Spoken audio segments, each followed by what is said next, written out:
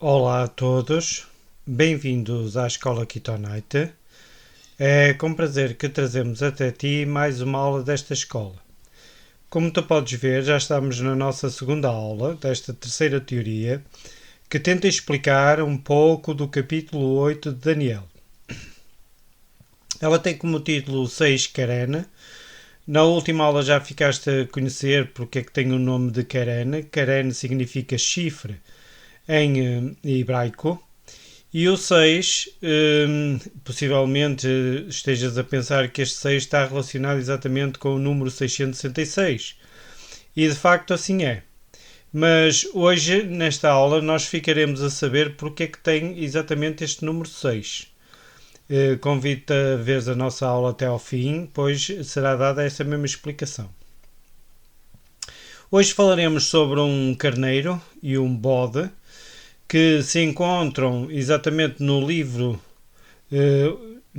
Daniel, no seu capítulo 8. Portanto, para mim, isto é mais uma parábola do mestre Yeshua. Portanto, ele gosta muito de contar as suas histórias por parábolas, em que o anjo Gabriel dará exatamente esta mesma explicação desta mesma parábola. Portanto, penso que no final da nossa teoria não ficarão dúvidas nenhumas sobre aquilo que nós queremos dizer e que é exatamente a interpretação do anjo. Hoje falaremos exatamente por esta luta, este combate entre o carneiro e o bode. Vamos tentar explicar o que é que esta mesma parábola significa. Como tu podes ver aqui nesta imagem, o bode surge exatamente como animal dominante sobre o carneiro, mas isto é já uma segunda fase da história. E como tu pudeste ver, também existiam ali dois chifres. Esta imagem vai aparecer ao longo desta aula, ainda vai aparecer nesta aula, onde tu poderás ver exatamente este mesmo combate. Mas vamos então à visão que Daniel teve deste mesmo carneiro e do bode. Diz assim no versículo 3: E levantei os meus olhos e vi, e eis que um carneiro estava diante do rio. Que rio era este? Este rio nós já falamos na aula anterior, que é exatamente o rio Ulai. Ulai quer dizer exatamente meus líderes. Ora, este carneiro estando diante deste mesmo rio, quer dizer que este carneiro também seria um líder.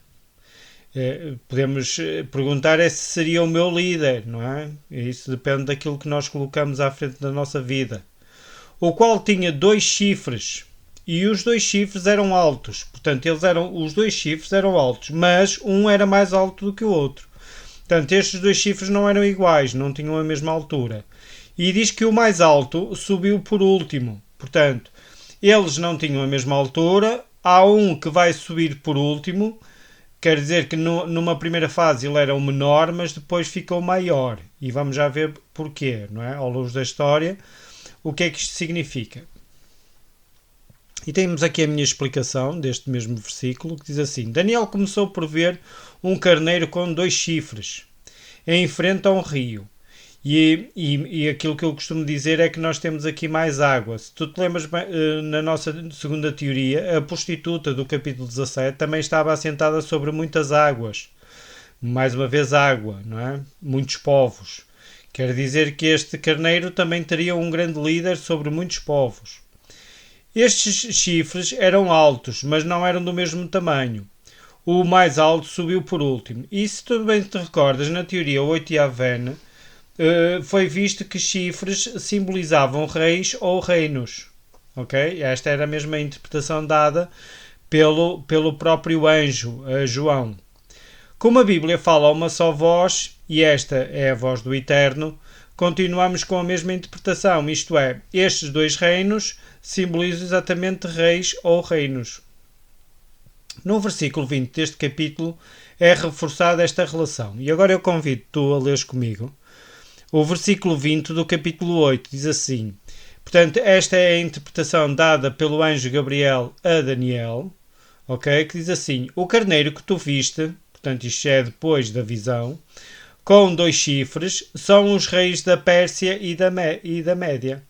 Portanto, aqueles dois chifres que o carneiro tinha é exatamente um é o rei da Pérsia, o outro é o rei da Média. E se tu fores ler a história, no reino Medo-Persa, primeiro surge a Média,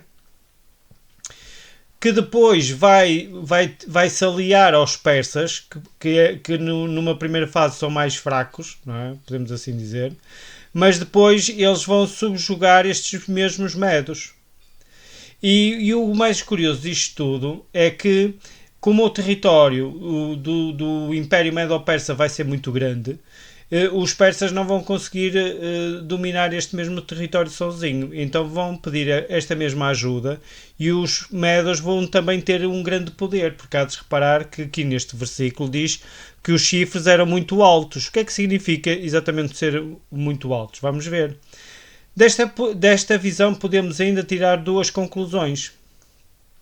Estes dois chifres estariam de certa forma ligados, não é? Porque eles pertencem exatamente ao mesmo animal que é o carneiro, que para mim simboliza exatamente esta união que existiu entre o povo medo e o povo persa, não é? E deu origem exatamente ao Império Medo-Persa. Mas o mais forte surgiria por último, que é exatamente os persas, não é? E o facto de serem altos significa que seriam sempre muito poderosos. Portanto, apesar dos medos serem subjugados pelos persas, não é? E às vezes até conhecido só pelo Império Persa, como eu já disse, o território era muito grande, não é? E estes medos também tiveram a sua influência neste mesmo império e foram sempre também muito poderosos, não é? E tu também podes confirmar isso no livro de Daniel. Ok? E agora vamos ver aqui no versículo 4 as características deste mesmo carneiro. E vi que o carneiro dava marradas para o ocidente, para o norte e para o sul, e nenhum dos dois animais lhe podia resistir, nem havia quem pudesse livrar-se da sua mão, e ele fazia conforme a sua vontade e se engrandecia. Esta ideia destas direções para o ocidente, norte e sul são extremamente importantes ao longo desta mesma visão. De facto, o mestre Yeshua tem uma criatividade fora de série. Quer dizer, eu fico encantado ao ver estas histórias. Já li este capítulo várias vezes e sempre que eu leio este capítulo é uma delícia. Portanto, isto é uma coisa mesmo linda, linda, linda. E como tu podes ver, pelo Império Medo-Persa, de facto ele sempre teve estas conquistas para o Ocidente, Norte e Sul. Ok? E depois aqui ainda temos mais uma característica, que o facto de existirem outros animais que não podiam resistir a este carneiro quer dizer que existiam outros animais, só que este carneiro era o mais poderoso de todos. Okay? Este carneiro dava marradas para o ocidente, para o norte e para o sul, mas sem se deslocar. Por este facto podemos concluir que ele pertencia ao território sob o seu domínio. Portanto, como este carneiro não saía do sítio, não é? Quer dizer que ele pertencia exatamente àquele território que ele próprio dominava. O domínio era total, pois nenhum animal lhe podia resistir. Fazia a sua própria vontade e com isto se engrandecia. Isto é o que está exatamente no versículo. Okay? Ao olhar para a história não é difícil reconhecer o império com estas características. Este é exatamente o Império Medo-Persa. No versículo 20 é dada a resposta pelo anjo Gabriel. Nós já lemos o versículo. Convido o leitor a ler e a estudar os livros extraordinários de Esdras e Neemias para verificar que a profecia deste versículo se cumpriu na íntegra. Os livros de Esdras e Neemias são de épocas posteriores, não é? Ao livro de Daniel. Ora, isto é, quando esta profecia foi dada a Daniel, este império, não é? Este império Medo-Persa como poder universal ainda não existia, não é? Portanto, ele vai ser retratado nos livros de Esdras e Neemias e tu poderás comprovar nestes mesmos dois livros o cumprimento desta mesma profecia. Portanto, é uma coisa extraordinária, não é? Como ainda nas Sagradas Escrituras, nós temos o cumprimento de uma profecia. É uma coisa impressionante. Não é? Eu convido-te a estudar estes mesmos dois livros. Já tive a oportunidade de os ler várias vezes e tem lá mesmo o cumprimento de profecias e ajuda-nos a compreender as profecias. Tu, ao longo das minhas teorias, tu vais ver que de facto eu vou usar muito estes dois livros. Ok? E estando eu considerando, eis que um bode vinha do ocidente sobre toda a terra, mas sem tocar no chão. E aquele bode tinha um chifre notável, não é? Um grande chifre entre os olhos. Okay? Este bode tem uma característica. É que este bode vinha do ocidente. Portanto, ele não pertencia ao território, podemos assim dizer, do carneiro. Não é? Porque ele vinha com toda a força, não é? Com toda a velocidade, portanto, nem sequer tocava no chão, não é? E ele vinha sobre toda a terra, ok? Portanto, se ele vinha do ocidente, nós conseguimos ver qual era a direção que ele se deslocava. Ele se deslocava exatamente de ocidente para oriente. Repara que o carneiro, não é, dava marradas para o ocidente. E este bode vinha exatamente do ocidente. Portanto, estamos a ver que aqui vai haver um choque, não é, entre este mesmo bode e o carneiro. E como tu podes ver, diz que ele vinha com uma grande velocidade, pois o bode vinha do ocidente sem tocar no chão. Esta conquista era de facto total, não é? Porque, como diz o próprio versículo, que ele vinha sobre toda a terra. Antes de falar sobre o chifre notável que ele tinha sobre os olhos, vamos ver quem é que representa este mesmo bode. A interpretação dada por Gabriel a Daniel no versículo 21 diz exatamente quem é este bode. Diz assim: e o bode peludo é o rei de Javã. Ora, o rei de Javã, parece que isto não é estranho para as minhas teorias, não é? Quem era o Yavan? O Yavan era exatamente o neto de Noé, que deu origem exatamente aos Yavanim, que são exatamente os gregos.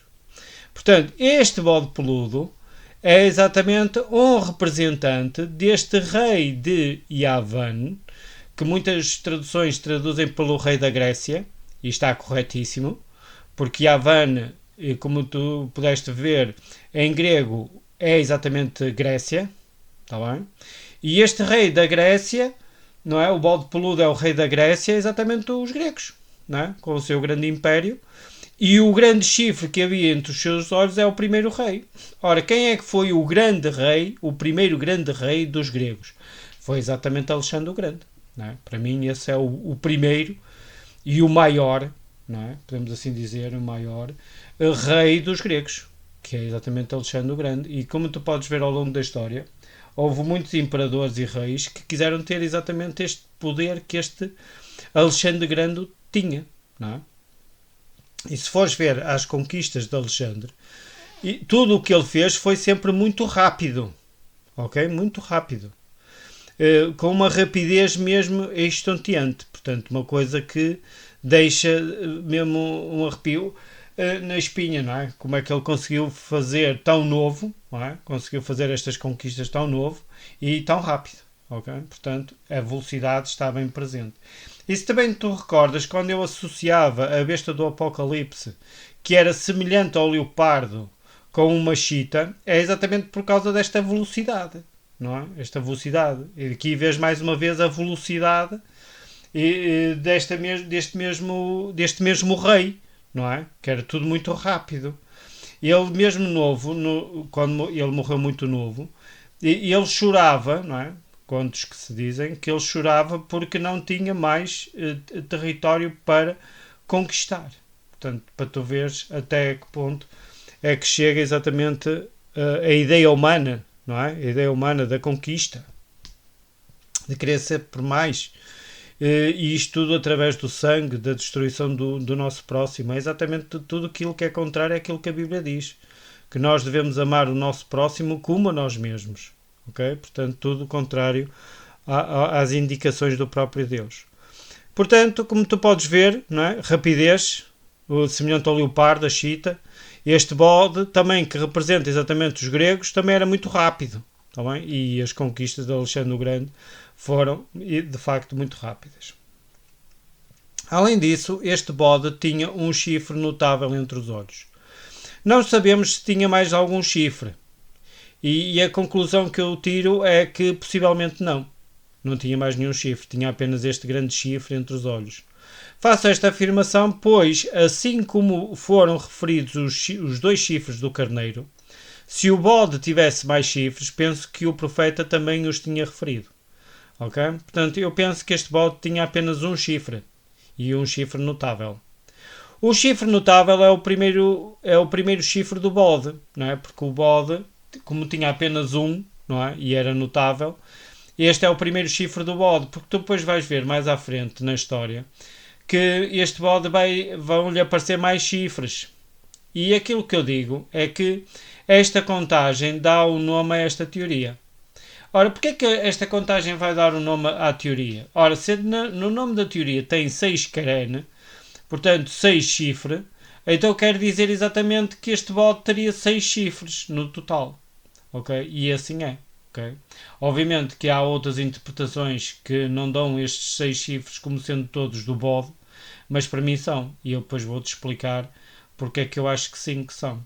E mais uma vez, se bem te recordas, eu associei o número 666 aos gregos, não é? E este bode tinha 6 chifres, que pertence exatamente ao número 666.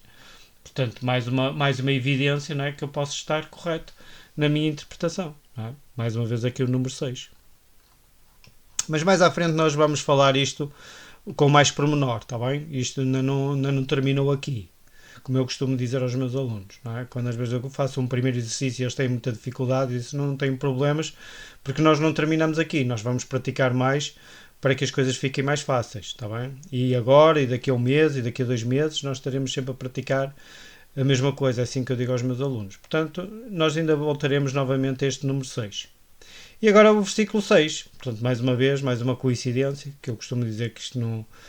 que coincidências não existem, não é? E agora vamos para o versículo 6.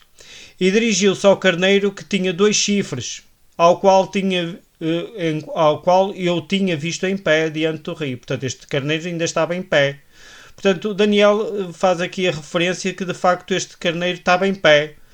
Ok? Mas quando o bode vai correr contra ele, ok? No ímpeto da sua força, não é?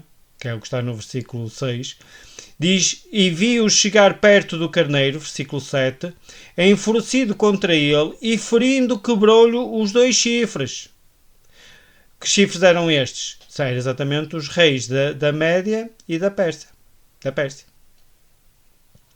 Pois não havia força no carneiro para lhe resistir. Portanto, quer dizer que este bode era mais forte, mais potente, não é? que este carneiro. Não é? E o bode o lançou por terra, porque ele estava em pé. Portanto, Daniel faz intenção de reforçar que ele estava em pé, mas que este bode o lançou por terra e o pisou aos pés.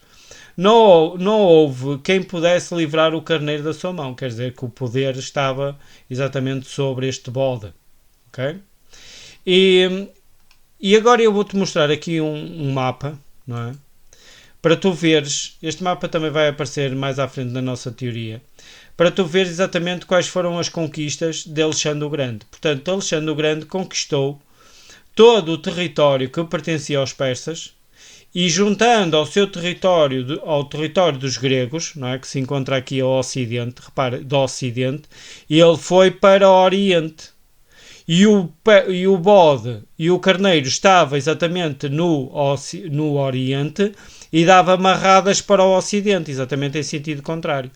E este bode correu para o oriente, portanto de ocidente para o oriente, conquistando exatamente todo o Império Persa.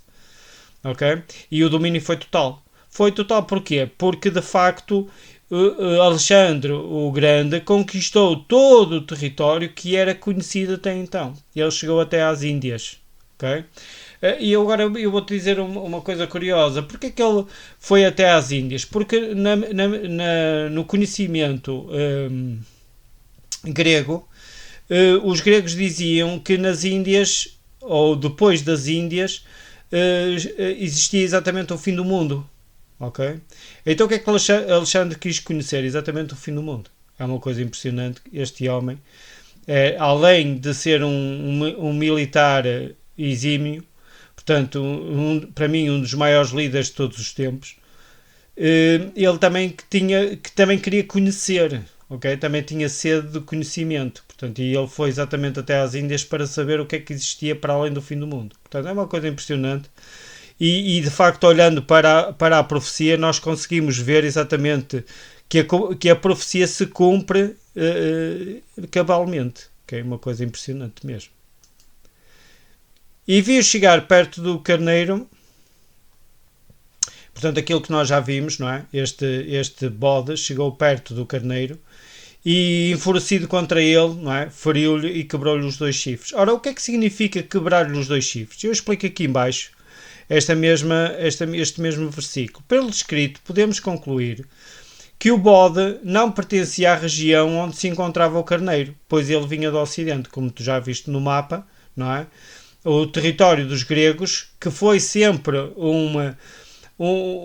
portanto, um objetivo dos persas conquistar os gregos. Parece que eles já percebiam que os gregos viriam sobre eles, portanto, se eles não os conseguissem dominar, eles próprios, mais tarde os dominariam, não é? Talvez eles conhecessem também as profecias bíblicas de Daniel. Eu penso que é por aí o caminho. Eles já sabiam que os gregos viriam sobre eles e eles sempre quiseram conquistar estes mesmos gregos. E eles ainda conseguiram algumas lutas contra os gregos, que veremos mais tarde, mas nunca os conseguiram dominar. E vão ser exatamente estes mesmos gregos, a partir de Alexandre, não é? Que vai conquistar este território persa de uma maneira muito rápida. E ainda veremos isso para a frente. Ao chegar junto do carneiro, feriu, quebrando-lhe os 2 chifres. Este facto significa que o carneiro ficou sem o poder que tinha. Ora, como tu podes perceber, não é? Se lhe quebrou os 2 chifres, e os chifres representavam os reis da Média e da Pérsia, quer dizer que a Pérsia e a Média deixaram de ser reis. É tão simples como isto. Não é?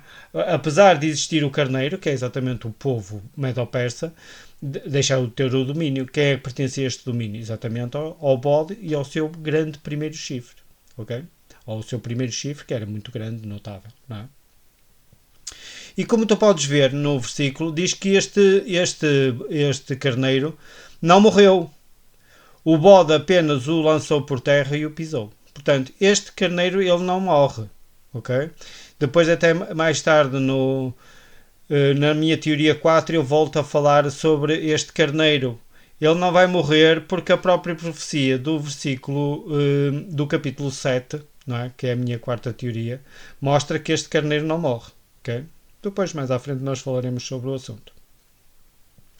E por incrível que pareça, este é o último, e eu penso que as profecias estão-se a cumprir de uma maneira cabalmente. Eu cada vez, quanto mais estudo as profecias, mais me capacito que estamos mesmo nos finais deste mundo. Este carneiro é o último grande povo a perder o poder. Eu penso que ele está mesmo a perder o poder. Eu acho que está-se mesmo as coisas a cumprir-se de uma maneira extraordinária. Porque este carneiro ainda tem poder. Ele ainda não foi morto. Mas não deve faltar muito. Okay? Eu penso que o bode já foi. Para mim o bode já foi morto.